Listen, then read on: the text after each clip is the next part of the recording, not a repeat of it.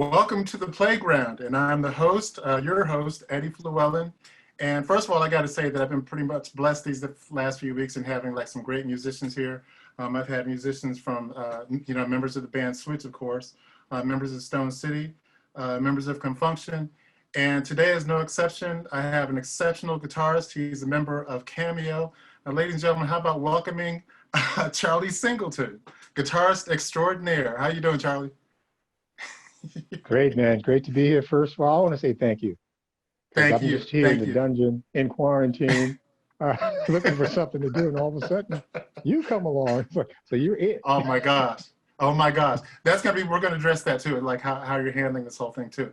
First of all, as I said before we even started, I love your room, man. I love it. I love it. Oh, thank you. Thank you. So this is my playground, and as Charlie said, that's his playground, and we should all have a playground like that. So. By way of introduction, Charlie has done many things. Of course, you know he's famous for being with Cameo, but he's also got his own CDs. Let's see, Modern Man. Yeah, that's one. Nothing Ventured, Nothing Gained. That's another one. And Man on a Mission. And that's your latest one. That's been a while, but that's your latest one, right? That's been a while. Although I've released quite a few things under. Recently, but independently. So obviously, it's not going to have the same stuff. Please. Now, are these CDs under your name, right? Under my name, under Charlie Singleton Phantom. So anything Phantom, any variation of the Phantom in the title, and Charlie Singleton, that's me. Awesome. What's the name of your latest single? The latest CD? Well, there is no latest CD yet. I'm working on something now. Yeah, it was a double album. The projects that I actually released fairly recent, within the last 10 years, have been Charlie Singleton Phantom products, and they've been double CDs. And the first one was actually called Phantom of the Hip Hopper. Okay. Which is interesting, which is a double CD. And then the one a few years ago was actually called Phantom Mania.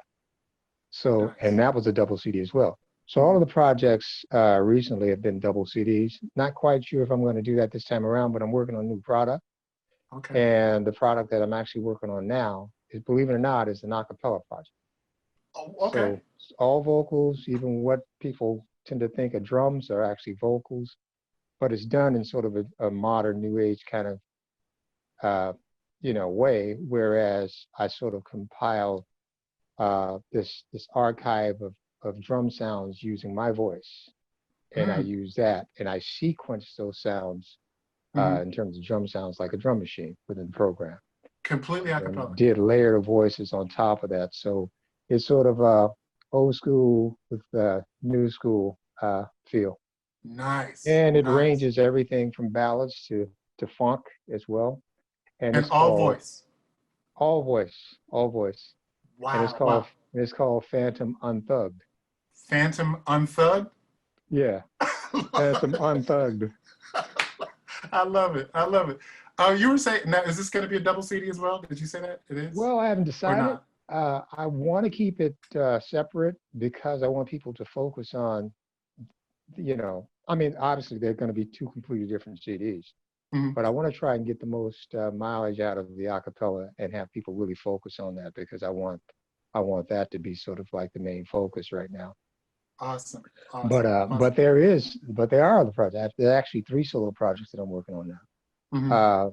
Wow, 3? Yeah. Dude. Yeah, 3.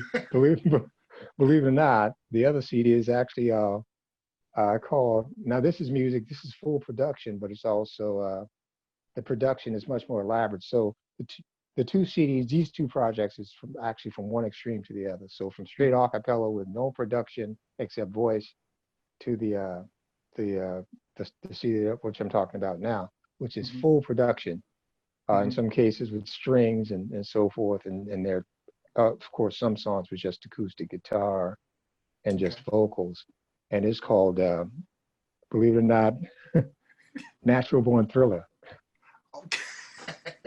Phantom, the Natural Born Thriller. I love it. So all the projects are usually in character with a certain theme. And the title track, which is Natural Born Thriller, is actually a song about a person who's actually been framed for a crime he didn't commit. Oh, wow. You know, Wow. and Okay. so, but it has a comedic twist to it. But at the same time, the production, it starts out real simple and gets really crazy at the end in full Mm-hmm. production. Then all of a sudden, it goes into rock guitar solos and stuff Mm-hmm. like that. So, Mm-hmm. So but you're quite the writer. Like you just said, this one is themed. There's like a lot of themes. Is that how you like do your albums? Do you come in with like a theme for the whole album, or?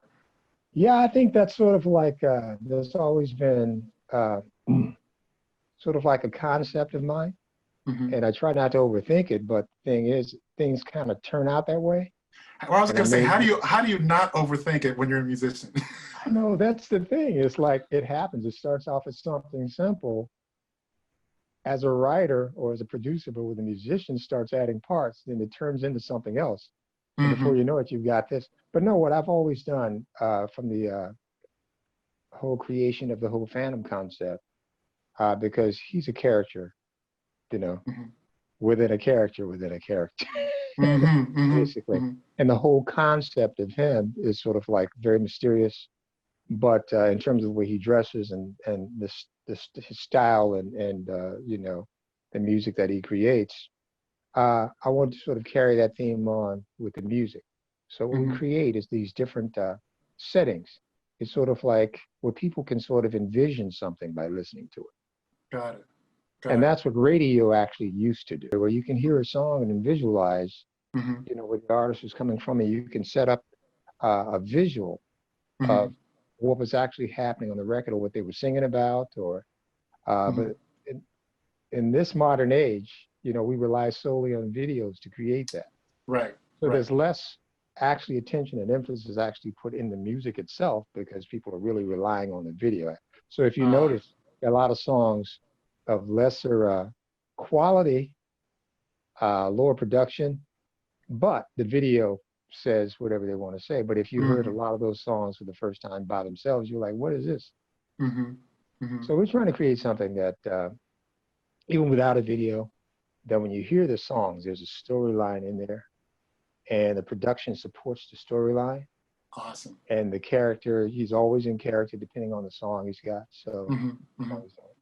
It's So interesting that you hit upon a point there as far as like videos and everything. And I used to say, I mean, even with um, like movies that are on now and everything back in the day. Oh, and before I go there, I want to go back to what you were saying as far as FM. For the youngsters, FM radio was far different than what it is now.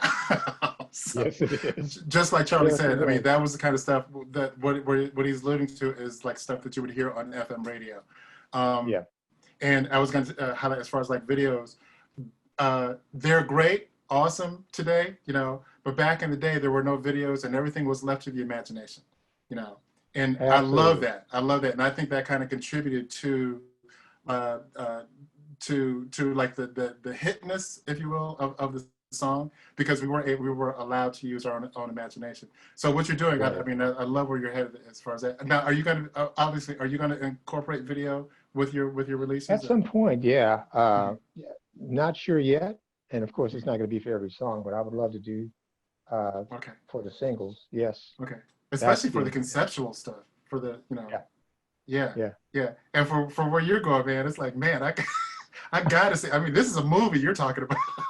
Oh, pretty much, you know, Uh-huh. but it varies from song to song. Some of the songs are relatively simple, but Mm-hmm. still the concept is there. He's in Mm-hmm. character, depending on what he's talking about. Still, the whole thing is just to pull you into something. So whether Mm-hmm. it's an acoustic guitar and vocal, or whether it's full production, the concept is still the same. The intent is still the same. Mm-hmm. Now it So, sounds like creatively, man, you're always moving. I mean, just your brain is like always working. I mean, you were just talking about like double CDs. oh yeah, double What? CDs like that. You know, we try and give folks their money's worth. And the Man. thing is, I got this. I'm not going to say it's a problem. I've got this blessing, I should say, Mm-hmm. that I'm never. I was gonna say that's a great problem to have. Yeah, great problem to have. Uh-huh. That I'm never stumped for. I'm never stumped for ideas. I'm never Wow. void of like ideas.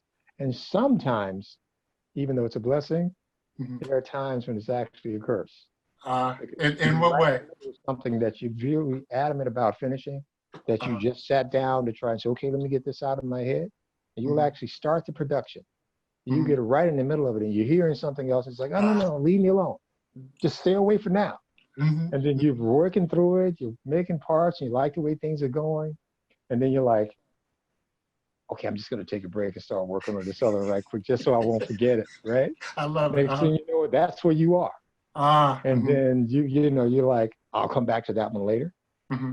And then and then you'll be right in the middle of this one at some point, Mm-hmm. and the same thing happens. Ah, So, so look, I'm not complaining about it, but right, there are right. times when you can't control it. Mm-hmm. Mm-hmm. And so that's how it ends up being a double CD with something. So, okay, well, I got a concept Gotcha. for an album. Next thing you know, you're putting out a double CD.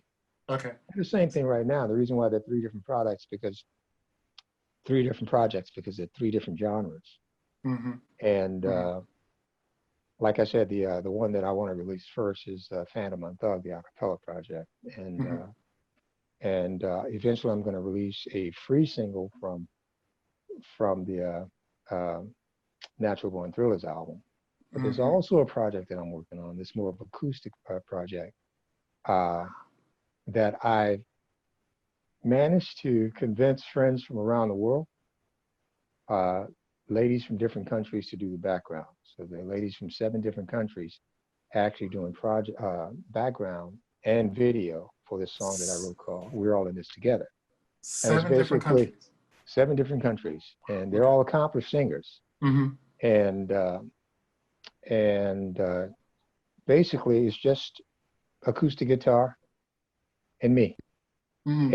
And originally I did the background vocals, and I was like, we're gonna have to do something a little bit different, because especially what's going on. Obviously, the title speaks for itself. We're all in Mm-hmm. this.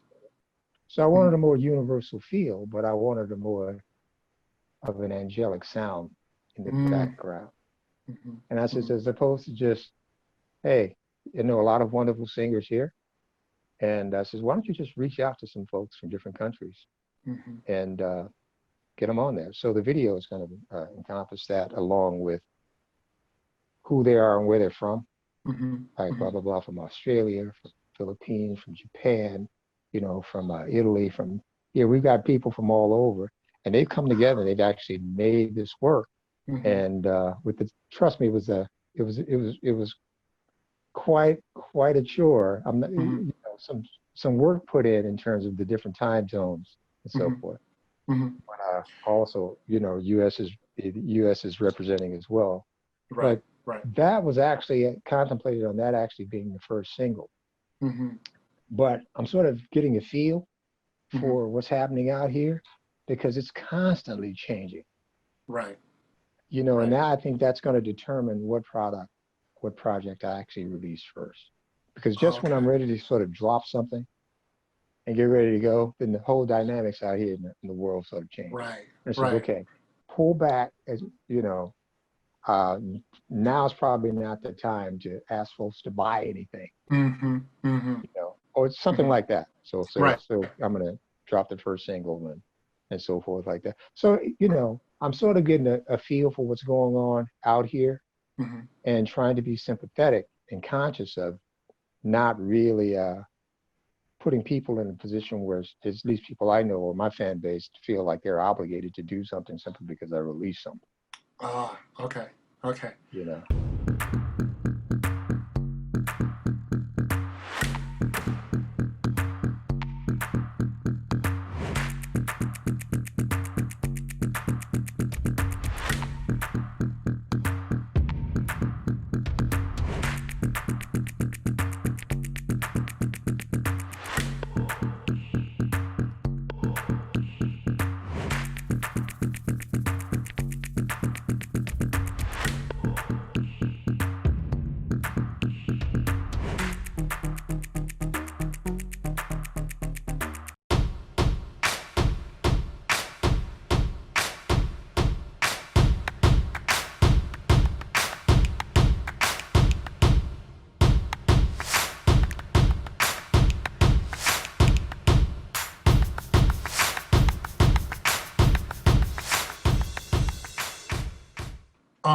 As far as your writing, your songwriting, like you were saying that like you'll come up with like these ideas in the middle of while you work on a certain project or whatever, Yeah. and you said if it's really heavy, I mean you'll stop and go record that idea and then come back to this.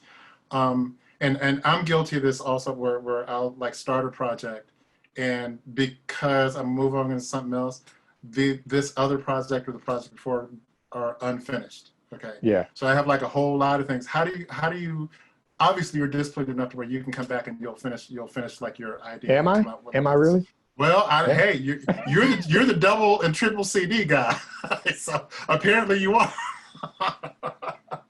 But how do you do that? I mean, how do you approach it? Where I got to complete this idea. I got the CD that I got to work on. I mean, how do you approach it? Do you wait for inspiration to hit you, or is this like we should look at it? This is my job. I got to go to work now. You know. I never treat it like that. Okay. I never treat it like that. If I'm not moved, then I don't open that door. And there are times, I mean, obviously I can go for days without doing that because I have kids as well. But there are days when I don't come in here, don't do anything. And that's not necessarily intentional. It's, if it's in you, if it's flowing, it's flowing. But I'm not going to come in here and make something happen. Got you. Okay. I love So I try not to take on more than I can chew. I mean, it's not. I'm really only working on myself right now. I do things for friends for free. If they need some guitar parts, and we'll hook that up, and we'll just do that virtually, and we'll keep things moving. Got And you. I'll do that if they ask me to do something, if they're working within a time frame. But in terms of my stuff, I've got so much stuff floating around here that any given time, if I wanted to walk in, it's not a question of. It's more of a question of what you're going to pull up as opposed to what you're going to do. Love it. So Love it. what will I finish Man. today? What can I tweak today as opposed to what can I create? If I have to sit in, because if I have to sit in here and create, then that's the wrong day for it. Because okay. the concept and the idea should come to me when I'm not in this room. And that's going to inspire you to come in here and develop it and turn it into something. And it almost always does not turn out like the original idea in your head. Right. You know how that goes. Yeah. You can wake up with a great idea. You've got all these parts in your head. When you start putting them all together, you're like, well, that's not how. Right. Right. And then all of a sudden it morphs into something else. And then you're like, okay. And then that's when you just sort of have to just follow the spirit. You just have to say, okay, let's just see where this takes me. Right. And it's not like that. It's not like everything you can actually use, but it's the experience. It's the process that gets you to the next one. And sometimes that original idea turns out to be something perfect for something else you might be using. And I like how you put that. It's a process. It's the process, and that takes you to the next thing. I love that. Yeah. I love that. So I don't stress any of it. If I'm hearing it, I'm hearing it. If I don't, I don't even come in here. All good. I love it. Now you talk about and obviously that kind of came through when you were talking about like all the different projects that you're working on. You're a man that covers a bunch of different genres. A bunch of different ones. What is there a favorite of yours? Is there a certain genre that you call, like for me, I love classical. I mean, I started out with classical and all that stuff, and I always refer to that as my home. I'll always come back to home base and do a whole bunch of like different classical things and all that stuff. Didn't know that, man. Oh, what, really? Oh yeah, that's home. Wow. That's where it started. I was playing like the Bachs and the Beethovens, the big sonatas and all that stuff. So is there such a thing as far as a certain genre that's a home for you, or is all of it like, hey, it Well, just depends this is on going to come as a surprise to you because that's how I started classical music. Oh, okay. Scholarship on the French horn. Whoa. Music scholarship on French horn. That's how I got to college. That was the only way I was going to get through college. On the French horn. Yeah, I got a scholarship on the French horn. Actually, now this is the thing that's most people don't know. I had choices. I can either take the French horn scholarship and study music, or take the science scholarship and go to LSU. The science scholarship? Yeah. Believe it or not. So, okay. Don't let that get out. We got Einstein here. Oh. that doubles on French horn. I love it. I love it. No, So, so, but so, what happened between you went to college on the scholarship? What happened between the French horn and science to this point? You know what you know. well, I'm still a Did science you did, buff, did you pick up the but guitar like during that, or the guitar was like always there in I the actually room? started guitar like the last year in high school, maybe a little Okay. before that. I Hmm. picked that up, but I started playing instruments in middle school in eighth grade, Oh, and okay. I only did that first of all because my friends, I went into art, and then they went into music, and all of a sudden I was this outcast, and uh, and because I knew we couldn't afford a horn, but all right, that right. was, I didn't want to deal with that. And Hmm. but eventually, and they started in seventh grade, but eventually I went in eighth grade and started playing the school horn and Hmm. mellophone. That's how we started out. And then I went to French horn. Hmm. But uh, and by the time I got to high school, I started playing different instruments, borrowing instruments from my friends, taking home because I realized, oh, once I started music in middle school, it's like, I think this is what, you know, Uh, I think this is my thing. I think this is what I was meant to do. Now, uh-huh, not uh-huh. necessarily the French horn itself, but just music in general. Right. And I was just going to And ask now, where did the French horn come in? Talk about some instruments. How did French horn come about? by default, It, because wow, I by wanted to default. play by default because I wanted to play trumpet. I Uh-huh. wanted to play things like saxophone, but like I Hmm. said, my mom couldn't afford that, so Okay. I had no choice But but to. French horn wasn't cheap. Well, no, but it was a school horn. Oh, okay. Okay. It was a school Okay. horn. So I Hmm. started out playing mellophone, right? Mm. Yep. Which is Yep. Hmm. which is interesting. And all the Right. teaching all nine, the It condition of is. all of these horns was just like it was crazy. It's like Uh-huh. Uh-huh. you got to Uh-huh. spray them down before you, Right. you got to. Right, right, right. Now this is at a time when horn bands were like the big thing back in that day, right? Oh yeah, yeah. This Okay. was the whole marching band, middle school, and different things like that. So that's how I Hmm. started, and I kind of Hmm. worked up through the ranks there, and eventually left mellophone and got on French horn when Hmm. you know, one of the upperclassmen went Hmm. on, and then we started moving up. So I went from fourth on mellophone, and then he went to third place on French horn, and Right. sort of had to readjust my whole thing. But the whole time I was always interested in other instruments.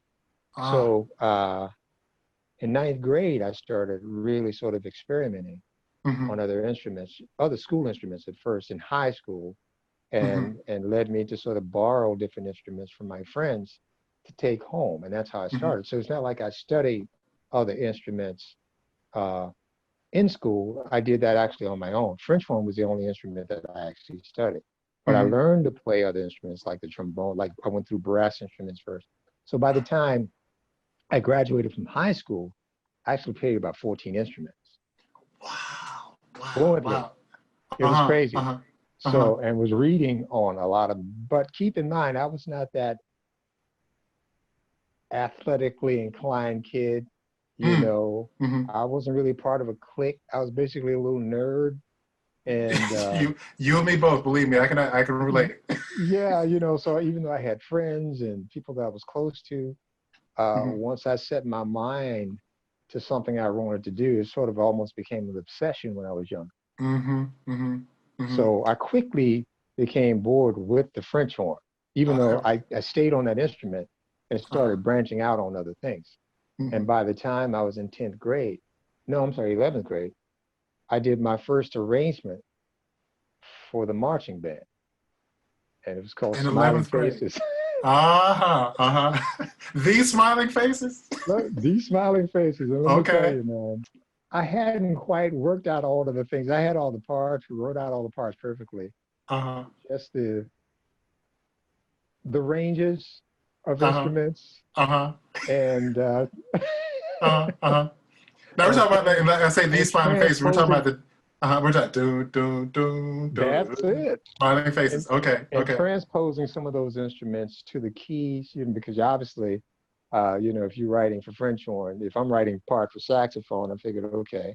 It took me a minute to figure out, but even though I ultimately corrected Right, that I do to do the same thing, minor third down, something like right. that for the In the 11th saxophone. grade again. 11th Yeah. grade. But I had help from Mr. Bird, who was a music director, Mhm. who helped me a lot because he saw the potential that I had. So he spent a Mm. lot of time with me, Mhm. and he helped me put it together. And I was like, I think I got this. Mm. And we Mhm. eventually corrected that. But, he didn't do it for me. He just showed Mhm. me, said, this is what you got to do. No, you got to blah, blah, blah, whatever. Go home, take it home with you. And we actually did that at one of the games. So yeah, I even Wow. got bored with that at Uh-huh. some point Uh-huh. and decided that I know this is going to trip you out. I had, he wasn't my blood brother, but he was like my older brother. Uh, and he was a drum major at Southern University. Mhm.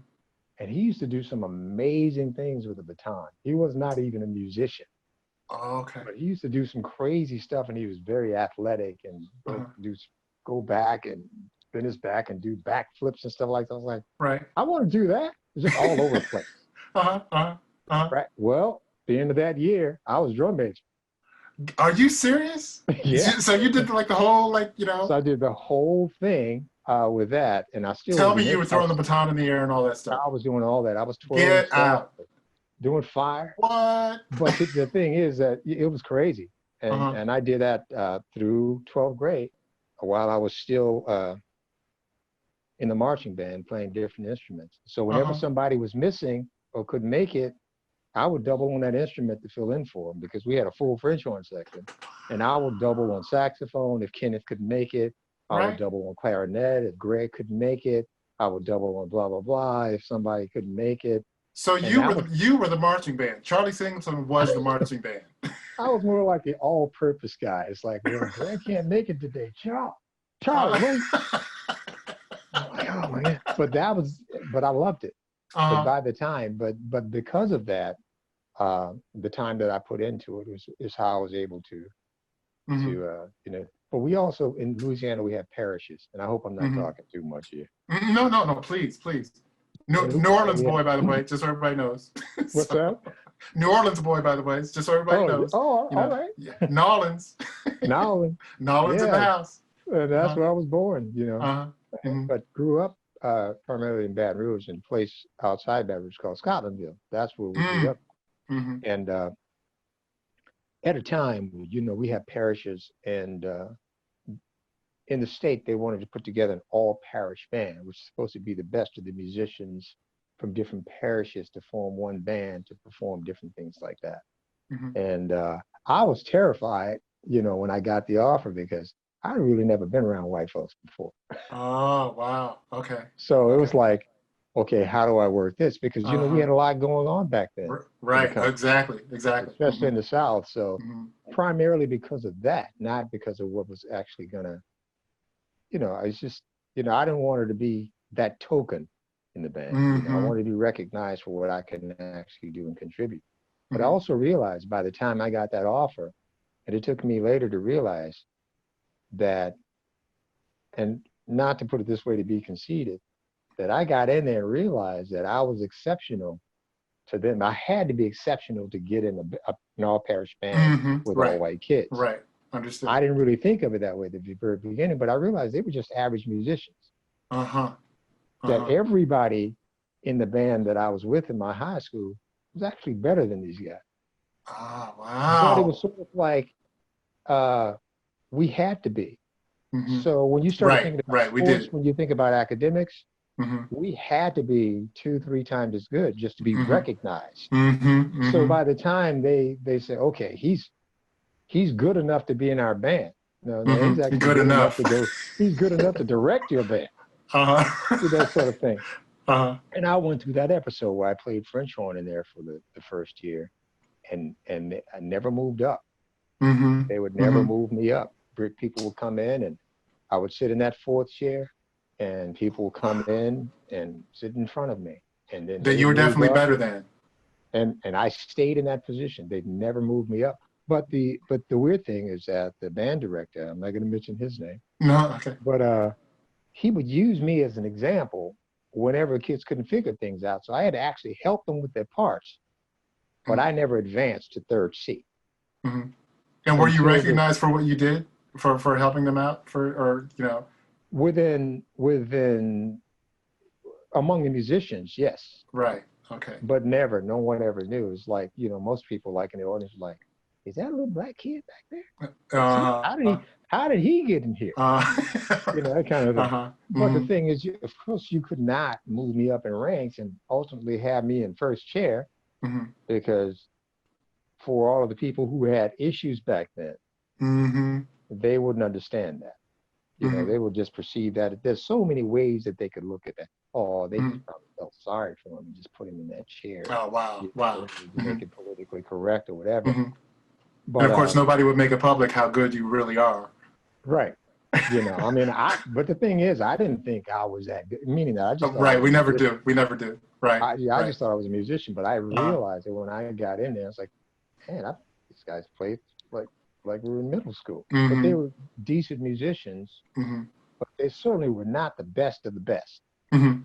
Mm-hmm. right? Right. Right. Uh, and the instructor, obviously, he had his issues, and he had to play his part because he was between the band and the parents that he had to appease, Mm-hmm. and he never addressed it. And even when I got on the bus, normally to go to different locations to perform with the all parish band, I was usually Mm-hmm. sitting by myself Mm-hmm. Mm-hmm. until this one girl who played flute, who in the band, Uh-huh. her name was Becky Ledeski. Oh, well, okay. Okay. And she gets on the bus late, comes down the aisle, and I'm sitting up there like looking out the window, and she just looks at me and she says, "Move over." Oh, okay. I was like, Uh-huh. well, all right, All right. right, right. But my point is, we never shared many words. But one day in that, while we were in rehearsing for something, she decided in her mind, I had no idea what was going on with her, even though I had gotten the notes on the guys, but we Mm-hmm. weren't, obviously. She decided to stop the rehearsal and stand up and give the instructor a piece of her mind. I was shocked. The band was shocked. Mm-hmm. And he says, Mr. Blah, blah, blah, I've been in here and so forth and so forth. And Charles has been sitting there and he's clearly better than anybody in that section. And Wow. he hasn't moved up. And he had no idea that she was going to say that. Uh-huh. And he And says, neither did you, did I'll, you. I'll did this. Right. I was just trying Uh-huh. to get through the rehearsal. And I was like, Right. oh, Right. Right. I didn't Right. even know her that well, Uh-huh. except for, hey, Becky, how you doing kind of thing. Uh-huh. Right. And she just decided one day in the middle of practice, because she saw me going over parts with these guys in second and first chair Mm-hmm. before we started. Mm-hmm. And it bothered her. And it had been bothering her the whole time. And she stood up, stopped, and he let her speak her mind. And she told him how she felt about it. She told the whole class how she felt about it. And everybody got real quiet, real Right. quiet. So she said, I just don't think it's right. Wow. She said he Wow. should be sitting in that first chair, and we clearly know, the type of musician he is and so forth, and he's been here a while to warrant being in that chair, and I just don't understand why he's not in the first chair. Mm-hmm. Mm-hmm. His response was, Becky, it's complicated. Have a seat. And that was the end of that? That was the end of that. We went back, business as usual. But It's ultimately, complicated. he just said it's complicated.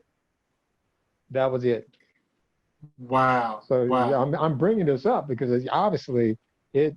I was like, Mm-hmm. it hit me. It's like, okay, I don't Mm-hmm. need to be here anymore, and I Mm-hmm. quit Mm-hmm. Mm-hmm. shortly after that. It's interesting too, because again, So like the time that we're living in right now, that especially like the youngsters and all that stuff know what, learn what we had to deal with, as Black people back in the day, back then. I mean, it yeah, was difficult. And I mean, that's, man, what a story. it's very difficult. Quite a story. Mm-hmm. Yeah, but it motivated me to Mm-hmm. really realize it's okay. I'm gonna have to be better. I'm gonna have to continuously just advance if I want to accomplish anything. And I had to deal with the reality. It's like if I'm going to be a classical musician, Uh-huh. then if your goal is to ultimately join some orchestra or symphony, then as a Black person, Uh-huh. a person of color, you had to be exceptional.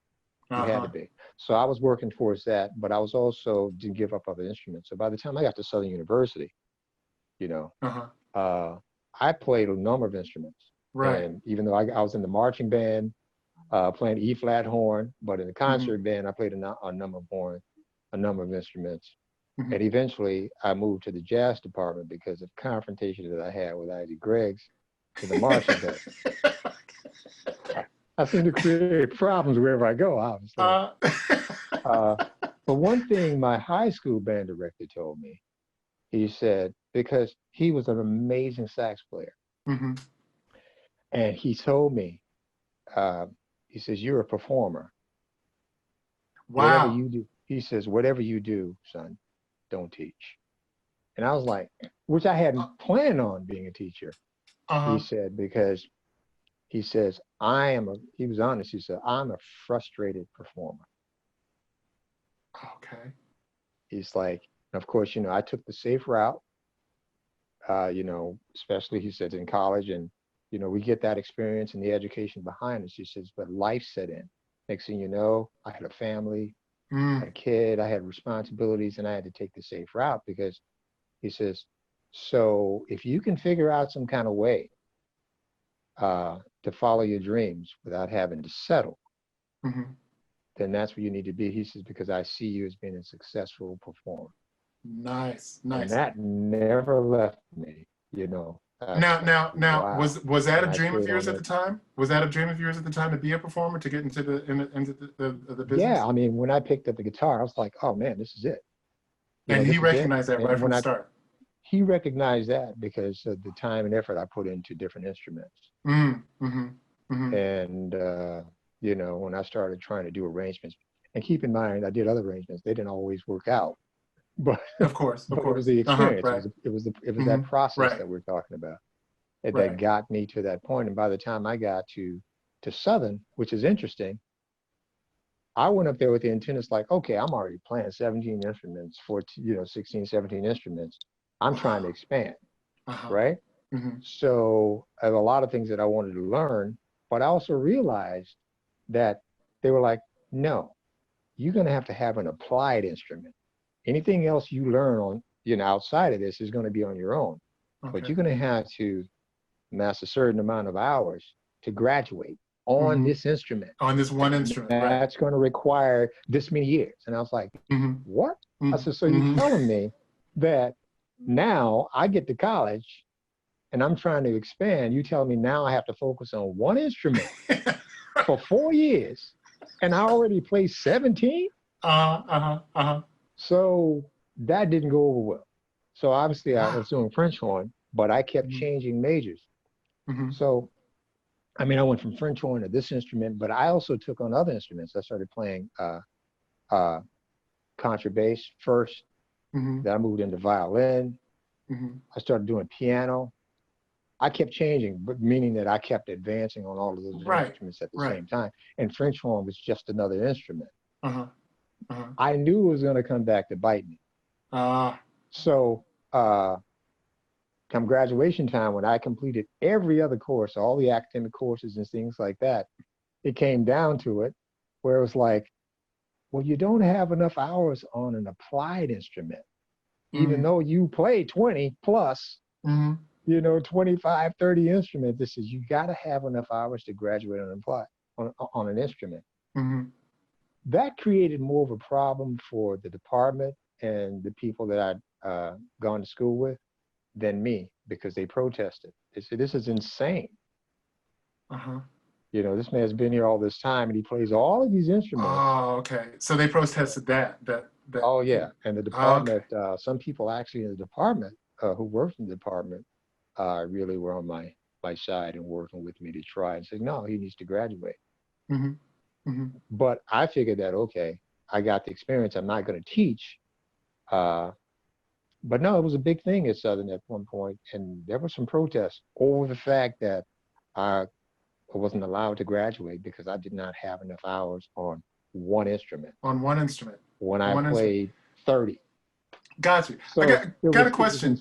Yeah. As far as the teaching, was teaching on the radar with you at all? Was that anywhere on your own personal radar that, hey, No, I'm going to be a teacher? It was not. never. And with all those different instruments that you had learned how to play, I would think that, maybe an orchestra conductor would be somewhere in there, or that they would have recognized that in you, since you know so much about all that. I Was it? I envision all that. Okay. I envision Okay. all of that, but And not especially having teaching. Not. arranged, you're learning how to score and arrange and all that stuff in high school. So, Oh yeah. By the time I uh-huh. got to college, I was doing some amazing things. As a Hmm. matter of fact, I did my because I've been writing songs and stuff. Hmm. I wrote this song while I was in college. The original version was called "For You," and that song I actually did a string arrangement that we were going to do with the New Orleans Symphony, just Wow, acoustic Charlie. guitar Wow, and the New man. I'm Orleans loving Symphony. this. I did Uh-huh. that at 19. Uh-huh. Uh-huh. So that was at 19, 18 or 19, 19. And Right. that was my dream. And we worked out Uh-huh. all the parts and stuff. But that song, and it was amazing back then. Hmm. The fact that I had an opportunity to do that, Right. with the caliber of musicians like that, it's like that was a dream come true for me. I'm If nothing sure. else happened in my life after that, it's like, take me now. Life is complete, right? I'm good. What? I'm Right. good. Right. Right. So, But uh, but eventually, that song ended up on the Cameo album. It started out right. just acoustic, I was just gonna and we did ask. a different version of it, the Uh-huh. commercial version. But that was a song that I'd done years ago in college, the original Wow. version, and then I redid it. Wow. That's how crazy life is. Wow. But I Wow. started gravitating because of what was happening in the marching band and concert band. I was always, right across the hall, down the hall was the jazz department. Hmm. And I noticed that those musicians, those guys were like, I was like, wait a minute, Hmm. Hmm. what's going on here? I mean, Right. those guys were walking in, coming in from different parts of the country because of this program that they had. Right. And wow, I want to play like that. Hmm. So Hmm. the French horn just became, during Right. that time, even though, Uh-huh. because I kind of not put it on the back burner, but I just kept expanding. And I Hmm. got in the I Hmm. got in the of jazz band, and then that's Now, opened my now world. what years are we talking here? What years are we talking about? Oh, 1927, 28. Yeah, right. Was it I just 18? I just want people to get a sense of like what the time was. You're doing all this We're at talking like 70. Yeah, we're talking. I entered Southern University, 1972. oh, okay, okay. I ended At a up time, graduating early, uh-huh, and got uh-huh. up there in 1972. Mm-hmm. So from Mm-hmm. 72 to 74, 75 basically, uh, Mm-hmm. I was like on the move, Mm-hmm. and Mm-hmm. the jazz instructor was connected with everybody because he was an accomplished musician, Mm-hmm. and he really just saw some potential there and just kind of put me out there. Next thing you know, I'm playing bass in the jazz ensemble. Right. We're going to Uh-huh. Africa, and I was like, hold on, what's happening here? What? Really? Next thing you know, I'm on uh, we opened up the jazz ensemble, or this quartet basically opened up for Donny Hathaway at Radio City Oh Music my Hall. And I gosh, was right. like 18, 19 years old, and I was like, I'm just trying to stay on the horse at this point. It's like, Right? now I'm lugging a bass around. I'm like, Uh-huh. Uh-huh. And you with know, legends. With Donny with Hathaway and all. legends, but through him, we met, I met Dizzy Gillespie, I met Miles Davis and people Oh like my that. Oh, I'm like, gosh. And you're just a kid yourself. I'm just a kid. I was blown away. Mm, And, mm, mm, but I had a chance to actually meet these people, mm, and not thinking that they would ever remember me. But later mm, on in life, we kept connecting and hooking up, and those people became like my mentors and mm, family. Miles mm, was like my uncle later on, mm, right? Wow. And Okay. didn't remember me from the first meeting, Uh-huh. but this is how we met again. It's like, well, that journey led me to, because by that time, uh, I completely got into another level on guitar. Even though Okay. when I first got guitar in the end of 11th grade, 12th grade, I didn't know how to tune it or anything. I just Uh-huh. made up stuff, my own tuning, but I would Uh-huh. learn stuff off the radio. But by the time I got to Southern and get to the jazz department, there was another guy in the department who played guitar. And he heard me play. He's like, "What on earth are Wow. you doing?" No, he's like, "What kind of tuning is that?" He saw the potential, and I basically started over with him. And I put a lot of time and effort into it. Next thing you know, I was joining local bands and so forth, but still in the jazz department. But Alvin Batiste and Billy Cobham were good friends. Okay. Billy Billy Cobham, everybody. Billy Cobham here. Billy Cobham. Right. And oh Billy my gosh. was looking to start a new band. And he was driving through and so forth, and he and Alvin Batiste were spending time together. And Billy's like, "I just want some young guys who can play. I'm not talking about people that I got to teach or babysit." He says, "I like that young energy and I want to blah, blah, blah," and so forth. And next thing you know, I get this call. And from Alvin's just like, "So how would you like to audition for Billy?" And I was like, "Are you serious?" What? And I was like, "Of course." I said, "But I don't really know." I would have started playing some of this stuff or whatever. And Billy told Alvin, "No, that won't be necessary. Don't go back into the catalog and learn anything. Just going to get together and we're all going to jam." So it was me, Randy Jackson, bass player. Right. And another buddy of ours, Ray Mouton, who was crazy on guitar at the time, much more advanced. But it was a combination of us three. And he was like, "I want all three of these guys."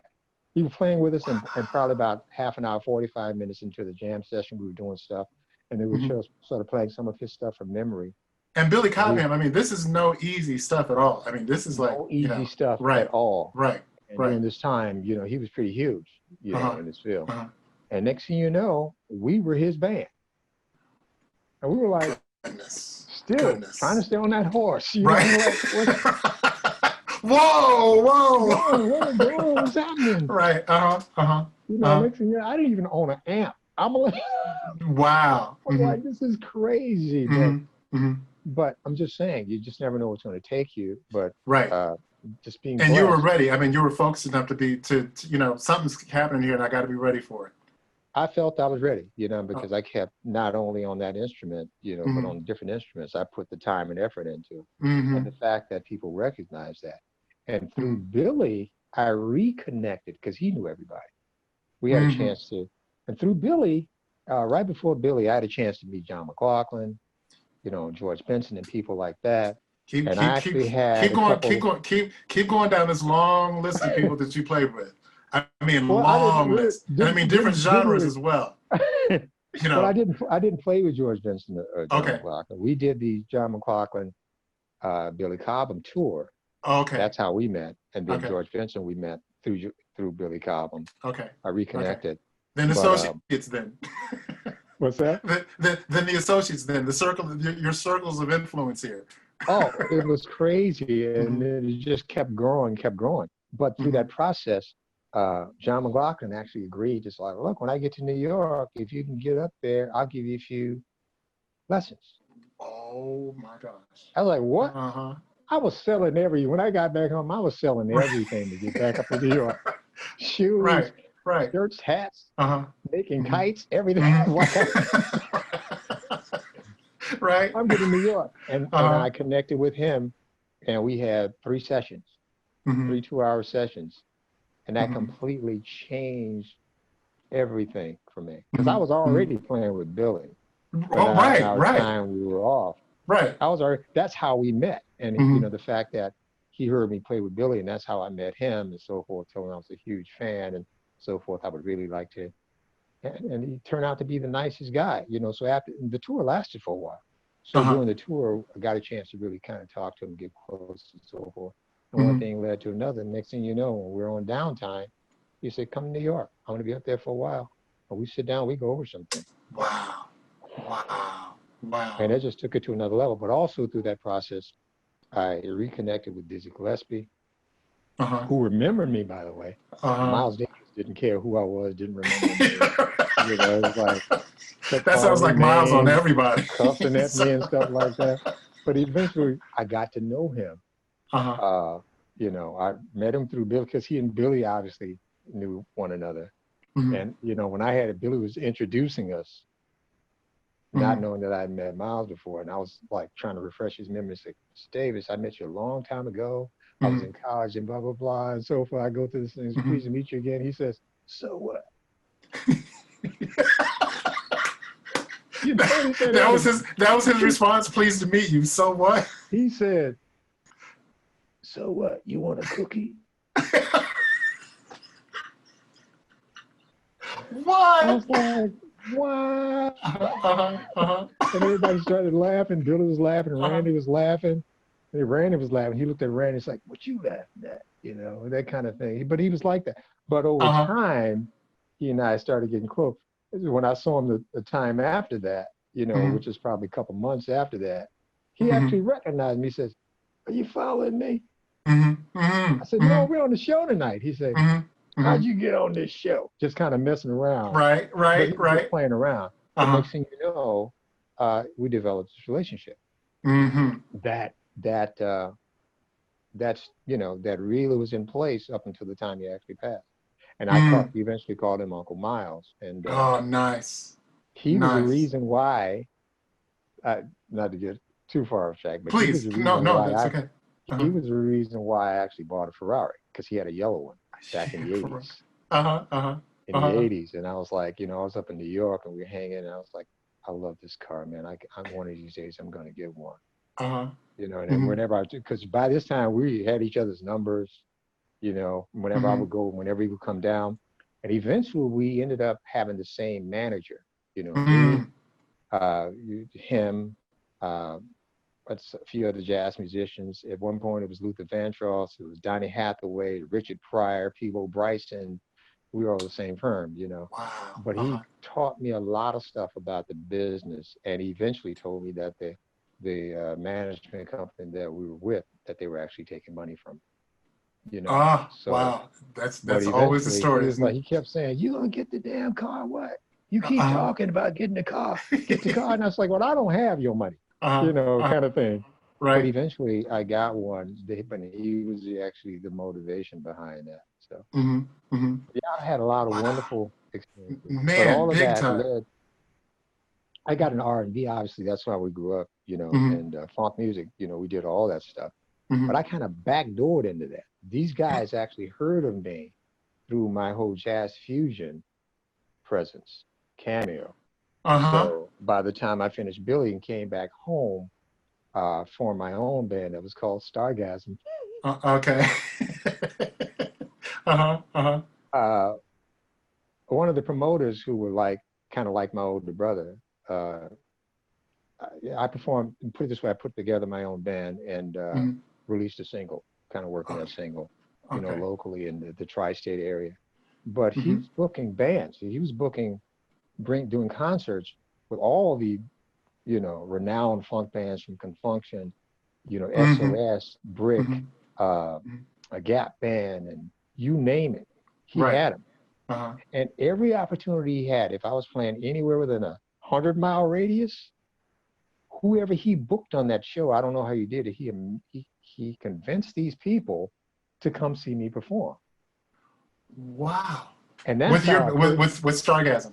Oh yeah, Okay. and that's Okay. how I first met Charlie Wilson. That's how I met Sugarfoot. That's how I Mm-hmm. met all these people, and I was like blown away. We were walking through the door, and Right. somebody said, They're coming to see "Is you. that Sugarfoot?" Uh-huh. Uh-huh. It's like, you know, it's crazy. Right. But and Uh-huh. I had offers. Never had an offer from a high player, but I had offers from a number of these bands to actually join Uh-huh. the band, Mm-hmm. and I turned them Mm-hmm. all down. And Cameo was one of them. That's how it started. And I Wow. actually turned them down twice. What? You Yeah, and finally, my brother, whose name is William Garrison, they used to call him Mm-hmm. WG, who Mm-hmm. brought him through, and he says, "Look, man, I am trying to like my best to try and expose you to get people to hear you, and you've had all these offices. I'm gonna stop bringing people through here." He's like, "Because you starting to embarrass me now. So I figured you would have taken all his offers and you would have moved on to something else." Uh-huh. And I said, "I'm just doing my thing. I'm enjoying doing my thing." And me and Anthony Lockett stayed in touch, you know, Ah. Mm-hmm. and so forth. Mm-hmm. And of course, Larry knew what was happening, but he didn't come down, but I Mm-hmm. talked to him on the phone. Mm-hmm. But I got a third offer from them, Wow. and I agreed to do the album, which is Knights of the Sound Table. Oh, But I wasn't going to mm. join the band. Yes, yes. That's which I'm sorry. Back in the day, Yeah, I wasn't going to join the band. Oh, that one. you got the blackmail photo. That one, that one, that one, dude. And Yeah. I gotta ask you, and man, what a career, what a career, what a career.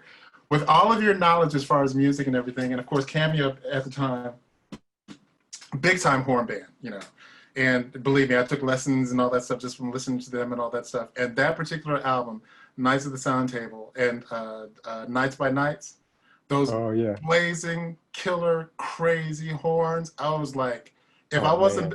if I wasn't a fan before, that got me. That Yeah. one took me in hook, line, and sinker. That one. That was one of the premier bands for me too, because I mean, Oh my of course, I gosh. liked all the other guys, but I wasn't really into that music in the earliest stages. I Same mean, I here. liked them, don't get me Hmm. wrong, Hmm. until they did Cameosis, and I heard the Ah. song Cameosis. Uh-huh. That was the one that changed everything. It's like when I heard the song Cameosis, that's when I was like, oh man, these guys. Another one. Am I a fan or what? I'm a fan. so, um, Yeah, it so, opened so, my so, eyes. So, huh? mhm. So my question, with everything that you had already learned, like, coming up and through school and all that stuff, learning how to write for horns and everything, did you write any horn arrangements for them or horn and Not in string the arrangements studio. I for did some Cameo? stuff for live, you know, coupled Mm-hmm. with because they had some great musicians in there. And Mm-hmm. Oh, when we killer went through musicians. transitions, when we went through transition and we Right. scaled the group down and we had Mm-hmm. horn players. So some of those arrangements for live I used to do, Oh, but okay. in the studio, keep in mind, during the '80s, we didn't really have we scaled down to like 5 members, and the Right. ultimate was Right. four. Right. Larry Right. came in. Which broke my heart until I heard what came out. Then I'm like, oh, okay, all Yeah, right, all it right. was interesting Mm-hmm. because he was trying to do some different things. Mm-hmm. He wanted to do some different things because a lot of internal stuff going on, Mm-hmm. and asked if I would be interested in, because I did the Knights of the Sound Table tour Mm-hmm. eventually, you Mm-hmm. know, Mm-hmm. but by the time I came in for the album, uh, I came in basically most of the music was done, not all of it, and I Mm-hmm. came in to do the vocals, and that's when because well, I was trying to I couldn't figure out why I was there. Number one, the reason why I Wow. turned it Okay. down is because I couldn't understand. You guys have got 12 amazing musicians, Okay, that makes and sense. Anthony Lockett on Right. guitar. Right. Right. What do And you vocal need and vocal me too, right? and vocal? I said, Right. Killer vocalist. Right. what Mm-hmm. do you need me for, to set up an amp or what? I mean, Right. what? I To be a mean, tech. the tech. I mean, what? uh-huh. So I was realistic in terms of what I can actually add to the I group, see. and and they were like, "Oh, we love your vocals." Uh-huh. And I Uh-huh. was like, "What?" Wow. Okay. And Okay. because I never considered myself, even though I used to sing, I never considered myself as a vocalist. And they Oh, were like, wow. "No, man, it's like we familiar with you playing and so forth like that, but we had no idea you could sing." And I Okay. came in, and ultimately I replaced Wayne Cooper, Oh, wow. which And was that's a crazy to me. biggie. I'm like, That's a because Steve biggie. Moore played, that was a big one, because Steve Moore Mm-hmm. came in for a short time after Wayne, Mm-hmm. and then when things didn't work out with Steve. Mm-hmm. They were looking for another falsetto vocalist, and Mm-hmm. Mm-hmm. I came in. Next thing you know, that was my job. And guitar became almost secondary. What? Oh, so a Yes, featured vocalist first. yeah. Wow. Okay. So it just kept going, just kept kind of moving, and eventually, and so forth. Mm-hmm. And it was Mm-hmm. fun for Anthony because it freed Anthony up uh, to focus on his vocals without having to play, perform guitar and sing at the same time for a lot of stuff that he wanted to go out front for. So we did that with Oh, each okay. other. Like, so whenever Oh, he okay. sang lead, I held it down. So although we were both playing at the same time, we were Mm-hmm. part of, we're still visually, Mm-hmm. but the songs that I mainly did lead on, he held it down on guitar, and the songs that he sang lead on, I held it down on guitar. Mm-hmm. And Mm-hmm. we developed this bond and this system that we moved forward with. And that's how, ultimately that's how it kind of worked in the group. This is so cool as far as like your career, that you pretty much, by the time Cameo comes along, you pretty much had a pretty full career. Pretty much, You know? yeah. Yeah. I mean, you Things like actually started slowing down, and that's what I this. was afraid of. Uh-huh. That's like I don't really want to join a band because Ah. you know I don't want to go back kind of thing. Mm-hmm. I don't want to Mm-hmm. become a member of something. Ah. That's my thing. It's like I don't want to be. And looking at, even though I love the group, it's like Mm-hmm. these are 12 people in this group. I would be the 13th guy Right. to do it back then, as you know. Right. Because there were no samples, there were no this. It's like no, all parts No. played. Everybody played. I remember Yeah. Switch, our first and only tour that we had done. It was with Cameo in the Barcades, and I Wow. was that guy that was off to the side after every one of our performances, watching, watching. And it was. I mean, the musicianship, in Cameo. I mean, I was like I couldn't get enough. I mean, me and Philip Ingram, we were always there backstage, like watching perform. And of course, like I said, me doubling on trombone, love the horns, love those screaming horns, and then of course, Larry. And I'm telling you, like you don't know, right? No, but But you're taking Larry, me man, back. on You're those taking me drums, back, man. man. Oh man, Yeah. gosh, Larry on those drums. I mean, just a killer Hmm. drum. And I mean, the pocket of life, the pocket of life. Yeah. And we And loved watching, that was that loved focus watching it. pocket. Mm-hmm. It was an So, amazing experience for me because that's where I actually learned. I realized at some point that that's where I needed to be mm, because even though I was a musician, I was not a performer. mm-hmm. That's where I actually learned to perform. Wow, really? That's where the whole visual aspect came in because Wow. they completely whipped me into shape. I was like, at first, you get in first rehearsal, I'm like, I'm not doing that. Right. I ain't moving my hips like that. Right. I Right. ain't shaking like And that. Cameo had a signature move. Oh yeah, I was like, man, Signature. I'm Yeah. not gonna hurt. I'm not gonna end up in the hospital over Uh, you. uh-huh, Crazy. uh-huh, uh-huh. Lost your mind thing. I just want to play, That, But no, next thing you know, I'm out there. oh yeah. Oh But yeah. it Establish it, was and interesting. It you was a great establish your experience. identity in the band. Totally, establish your identity in the band. And like you said, the band went from, pretty much a big band to like what, five, down to five. Yeah, yeah, So to five, again, to hmm four hmm ultimately. Yeah, hmm and hmm one of hmm the things that we agreed to, at least with hmm me, it's like, okay, the hmm only reason I'm going to do this is if I become a member with an equal member, as opposed to hmm coming in and being some side man or some no. It's like, hmm and that's how we did it. So when we scaled down, we all had equal stake in it, basically. Wow. Okay. And then that's when I sort of became a part of reshaping the sound. That's when it Oh, became okay. more guitar stuff and synth Right. More stuff. sense stuff. Because we had to do something different. If you're going to go from 13 to 5, Right. That was huge. yeah, That you was gotta. huge. I mean, you can bring all these different people in to do stuff, and that's fine. Hmm Uh, but the wonderful thing about Cameo, they were always able to sort of morph and remain trendsetters, and the only way to do that is to hmm keep moving. And people are not going to always be happy with it because a lot of people were not happy with the fact that we scaled down.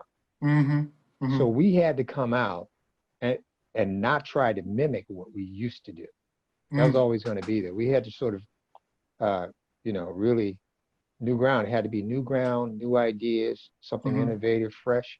And a lot of that stuff, Polygram at the time was like, I don't know, even radio thought like uh, Alligator Woman and She's Strange. It's like, what? But it's like, no, just put it on. So from my experience, their experience, it's like, this is where we're going. This is where we're going. mm And the minute it hit the airwaves, it hit. It took Man. off. And we just kind Mm. of ran with it. And everything became that dry, slanky Uh-huh. rock kind of Still, thing. right. And still Real funky, into still all true of to the form. candy, Hmm syncopated stuff. And hmm when the record company first heard Cameo, right? I mean, not Cameo, hmm Candy, they were hmm like, come on, man, this is too syncopated for black No radio. way. Yeah, it's What? like, what about the simple funk stuff like that because when we were doing like, you know, and then we went down, it's like, wait, hold it. It's like then, and then you went on the up, and it's like, you know, then you did. Yes. Yep. Then they like, then you went back down. It's like, it's too much going on back there. Oh Man. my gosh. You guys are gonna have to simplify it. And we're like, no, we're gonna keep it the way it is. And then we was like, when we got into that, and when we got to, it's like, okay, now we gotta, after we finish this pattern, we gotta go back down and we gotta start all over again. So when we got to boom, then we started all over again. Thank you. I was waiting on that. We started all over again. So by the time we got back down to that one, and they started hearing stuff there on top of it, and it's like, we was like, let's play it. So we called a few DJs in. They heard it, and it's like, oh man, this is a smash. And the minute they put this stuff on, whether it was Single Life, whether it was Attack Me With Your Love, whether it was all this other stuff that we did, they never backed down, even though the record company was trying to play it safe. And we never bowed down. We just kept going. And it turned out to be the best move, because my point is that we had to do something different that from the 80s. I mean, from the 70s, you know, from the late 80s. And so from Nights at the Sound Table, when that was the last album for this big, with a big band, if you're going to scale down, so we just became more visual in a different way, and we took a different turn, and we decided to say, okay, we're going to introduce Black folks to something a little bit different, a different kind of funk. You know? So I came in there doing like the punk rock funk, and in the middle of the funk, then I break out in a rock solo, and it was like, what, you know? It kind of threw a lot of people off, but then it became the standard. So that's how we got there. I got to share my little story, which I told Charlie about when we first agreed to do this interview. And since you mentioned the album, I was sure to pull out like all my albums here for this. Let's bring them over. And we turn it around. Oh no! There's my man. Hey, Eddie. There he is, right there. Did you have right to do there. that? As I used to say, about 50 pounds of hair ago. So, but my story here, there's the first things you hear on this album, on side one, is a song called "Be Yourself." And Switch was actually in the studio working on Switch 5, and Philip had come to the session as we were working and all that, and he literally like just stopped the whole session by bringing this album. Is like, you guys got to hear this. Wait a minute, stop, just stop. Let's put this on. He literally put it on like during the session and all that stuff, and we spent maybe like an hour and a half in the studio listening to that album, you know. And Be Yourself, when I first heard that one just grabbed me, just immediately grabbed me. And it's interesting, like you said, you know, you were thinking, you have to think different now because, you know, we're moving into like a whole other thing here. To me, it's almost as if you still remain true to yourselves as far as like the Cameo thing, the Cameo sound in a sense, you know. It was different, but it was still Cameo, if that makes sense, you know. So it was awesome. And like I said, and I thank Charlie, and I thank you again. So, man, that song "Be Yourself," that was my cut. To this day, man. I would always post that on Facebook, like the song of the day is this one, because there was a message in it too. You know, you guys were also awesome songwriters as well. You know, instrumentalists, great instrumentalists, but the songwriting, and I mean the lyrics, I mean everything, very melodic, everything. That was it. So thank you, man. That was such a fun era. Was it? Everyone was so talented and made equal contributions. And even though one person would start off with an idea, it took the team to really take it there, you know. And that's why it's a little disheartening today when one person is trying to take credit for a lot of stuff that would not have happened if we weren't a team. We were family, we were a unit. But it was a fun time, fun era, man. And it's weird because a lot of that stuff that I played, then people actually thought it was like a piccolo bass or whatever. But I was basically using my old bass skills to play bass on guitar. Because I used to are we talking about that song? Are we talking about that song, Be Yourself? We're talking about Be Yourself. Okay, yeah, because I wanted to ask how you came up with that sound to start. But it was a sound that I'd already been using, because I used to do country solos, right? With my fingers, where you didn't use a pick, I can totally hear it now. when you're doing, Mm-hmm. you know, like country stuff. And Yeah. so Okay. I applied that stuff to funk, with the country stuff. And I would just take those same Uh-huh. techniques that I used to do on bass and country guitar and stuff like that.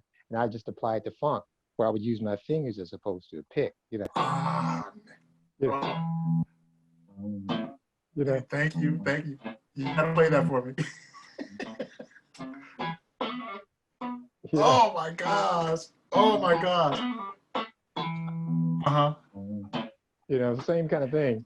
It was But so just cool because it almost sounded like a keyboard in there. So we kind of, is that a key? Is that a guitar? I mean, how is he doing that on the guitar and all that stuff? And you just mentioned as far as like the country aspect of that. And, just going back, I can hear that country guitar yeah, and incorporating that into this. Man, talk it about was creativity. it was crazy because it was really a combination between country guitar, blues guitar, Mm-hmm. and just stuff that you should just sort of that you don't really overthink. Mm-hmm. You just come up with a groove or whatever. And it's like, when you do, when you're doing like, you just try to Mm-hmm. keep the thing on going on, Uh-huh. and then you sneak in the middle of it when you're Yes. like, Yep. where did that Yep. come from? That was me. That was me when I heard that. What? Uh-huh.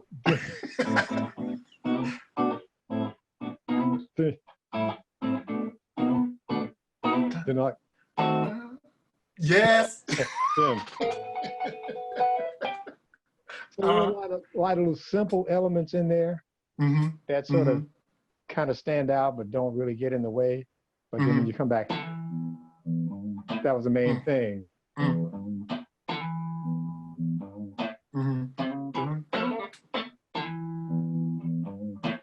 You know?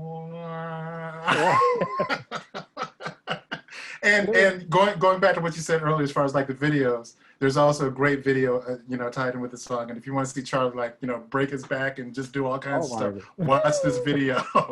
Watch this video. You killed it, man. Totally, totally killed it. That Loved was it. back when we didn't have any bones, actually. Right. when we could do anything. Yeah, basically. So awesome, awesome. So as far as like the business, I mean, the business is going through like a whole bunch of different changes from then to now. How are you with the business now? I mean, you're doing your own thing, obviously, and like you said at the beginning, you've got like a bunch of your own projects. How are you Yeah. handling things with the business now, or how do you see the business now? I'm glad you asked that question because the business is constantly changing and transforming. It was a completely different business back in when we were doing our thing and Mm-hmm. record companies were actually signing bands. And of course, everybody wanted hits, but with record companies, they sign you on for the long haul. And if you didn't Mm-hmm. get a hit the first time around or whatever, or on this album, you knew you had a second, third album coming, Mm-hmm. you know. Well, Mm-hmm. that doesn't really apply these days because they were looking at the overall creativity of the band and they weigh that with some of the other people on their label and says, okay, we've got room for this. We've got room for innovation. We've got room for creativity. We've got enough of this stuff. And they took chances. There are A&R departments, where they actually developed acts or marketing promotion where you can get together with people and come up with concepts. We worked records, we did in stores, Mm-hmm. we did the clubs, we did whatever it took to get out there to be a part of that team. And it was a bunch of people working together. Mm-hmm. Well, that stuff doesn't really exist anymore. Mm-hmm. So now with, we sort of relegated to uploading stuff to, CD Baby or, you know what I mean? And then Mm-hmm. you take it Yes. from there Mm-hmm. because you know that with the style of music you're doing, that it's not going to necessarily, unless you want to do commercial stuff or radio stuff, and that's okay, Mm-hmm. that you don't fit that mold anymore to those folks. And all the people that you grew up with, like at one point in my career, I knew every person who was the president of a record company, from Warner Brothers to Polygram to so forth. And you can go down the list and say, wow, I actually knew these people. Mm-hmm. Mm-hmm. Well, that doesn't really exist anymore. So a Mm-hmm. lot of the people who are in promotions and marketing, who worked your record, who help you get to where you are, Well, those people are actually either retired or they moved on and so forth like this. There's a whole new team, a slew of people out here with new ideas who've embraced technology, have figured out a different way to get things played. Mhm. Mhm. So you have to compromise. That brings us Ah, to what we're talking about. good So point. to some degree, you have to try and figure out how can I get my stuff played without Mhm. losing myself in the Mhm. process, Mhm. without converting to the point where you're pretending to be someone that you're not just to get stuff on radio, without Mhm. selling out, you Mhm. know, Right.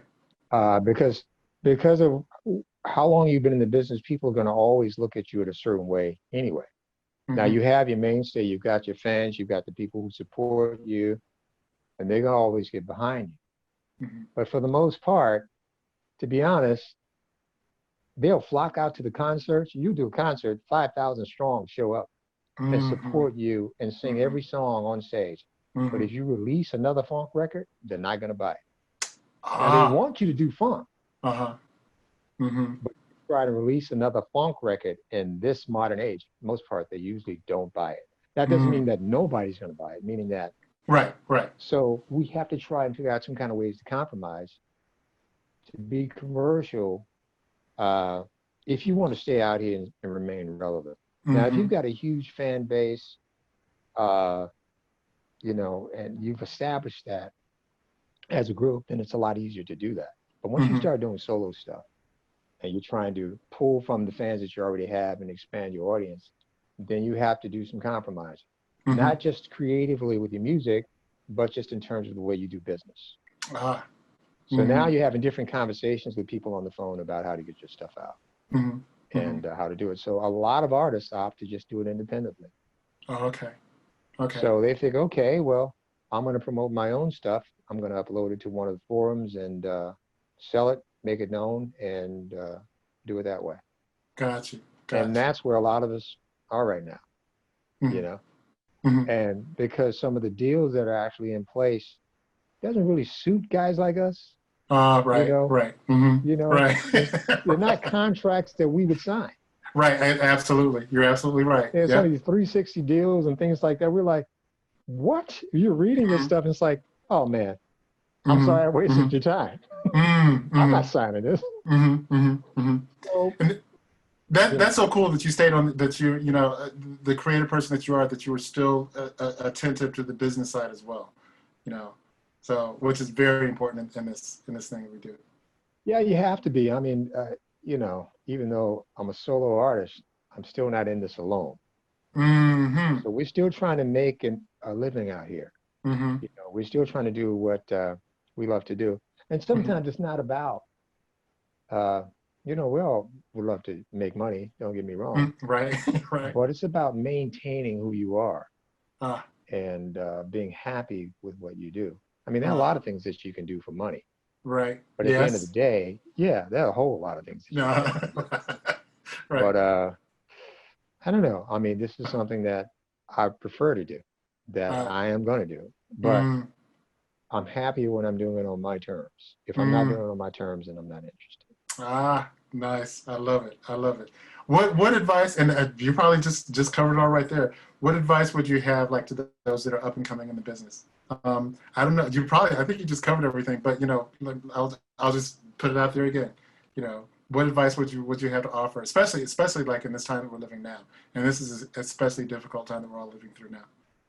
I can say take the science scholarship, but I won't do that. Perfect. Perfect. Perfect. Now, But you if won't. you, But you won't do that. But but you I'm won't not say going to do that. that. Why would I say that? That'd be crazy. That's not good advice for a Right. musician who wants to. Look, the thing is, Then again, maybe it maybe is. in this day and age, it might be the uh, best thing to do. mhm, mhm, But things are mhm, so different then. But what the advice that I would give every musician, if you are a mhm, musician, it doesn't matter what level of musician you are on, what level, what genre, whatever. If this is what you really want to do, I'm not talking about some fly on ice trying to figure out how to sell a few records, make it some. Mm-hmm. You're gonna have to put in the time, first of all. If you put in the time and effort into your craft and you're comfortable with where you are, then you're gonna have to be prepared to roll up your sleeves and hear some no's and get some rejection. But at the end of the day, know that you're confident enough within yourself to know that you will persevere. You will make it through this. But you got to really harden yourself, you Mm-hmm. know, be aware of what's going on around you, listen to some of those old school stories. But Mm-hmm. the most important thing is surround yourself with real musicians from Mm-hmm. time to time. Mm-hmm. It's a completely different feel, completely different advice. And not only does it keep you grounded, you know, it keeps you focused. You try to incorporate that. You learn, of course, learn as much as you can too about what's going on out here today in terms of the business and where you want to be. But a Mm-hmm. lot of people have this misconception simply because you come up with a little idea, and that's what's going on right in this modern world. That Mm-hmm. I got an idea. This is gonna be a hit Mm-hmm. without paying any dues, without doing any homework. Right. Yeah, Mm-hmm. just this should be on the radio, and then they get their feelings hurt Mm-hmm. because they realize its production is not gonna Mm-hmm. be up to par with what's out here, Mm-hmm. or you're actually gonna have to sing, or you're actually gonna Right. have to do these kids. The way things are right now, and you hear these records, Mm-hmm. they really don't think they have to really be anything or know anything about anything. I Mm-hmm. mean, especially when rappers come in and they'll talk to a record, but the musician comes in and turns it into a melody. Mm-hmm. And next thing Mm-hmm. you know, they've got the synthetic melody going in the background, and not one of them can sing a lick. All right. You Uh-huh. know, but then the Mm-hmm. musician comes in and does something different to it. That's the musician or the production, or you know, Mm-hmm. the producer comes in, or whatever. Mm-hmm. Try and explore options in your field. You know, try and expand. I mean, just because you can be a great rapper, fine, but try and expand that. Try and build on that because the more you Mm-hmm. know, the more you can do with it. Mm-hmm. In terms of musicians coming into the business, young musicians coming into the business, if this is what you want to do, be serious about it. Mm-hmm. Find Mm-hmm. something that works for you. Find something that you can stick with.